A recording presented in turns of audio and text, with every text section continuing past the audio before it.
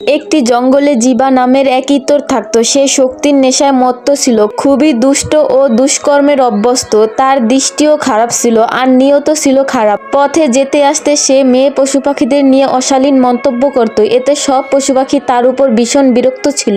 একদিন একটি শিয়াল লোমড়ি যাচ্ছিল। জিবা তাকে দেখে বলল, এই যে ভাবি, কোথায় যাচ্ছ? একটু তোমার রূপ তো আমাদেরও দেখাও। আরে বাহ, বয়স তো ঠিকই আছে, কিন্তু এত যৌবন, কি খাও তুমি? লোমড়িটি একটু চমকে গেল, কিন্তু রাগ দমন করে ভালোভাবে বলল, দেওরজি, আমি কি খাই? আমি তো শুধু সোমরস খাই, তোমার ভাইও খায়। জিবা সঙ্গে সঙ্গে বলল, আমি কসম করে বলছি, যদি তুমি আমাকে সেই সোমরসের ঠিকানা দাও, তাহলে এরপর আমি আর কখনো তোমাকে বিরক্ত করব না। লোমড়িটি বলল, ঠিক আছে জিবারাজ, আমার সঙ্গে চলো।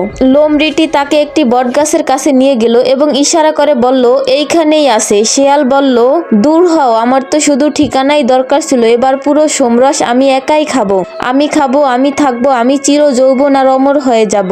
এই বলে সে ভেতরে হাত দিতেই দেখা গেল সেখানে ছিল মধুপোকার বাসা। মধুপোকা তাকে এমন ভাবে কামড়াতে শুরু করলো যে তারা তার লেজের কাছেই ঘাঁটি বেঁধে ফেললো। যন্ত্রণায় সে আর লেজ মাটিতে ঘষতে লাগলো, কিন্তু মাটিতে ছিল কাঁটা, সেগুলো লেজে বিঁধে গেল।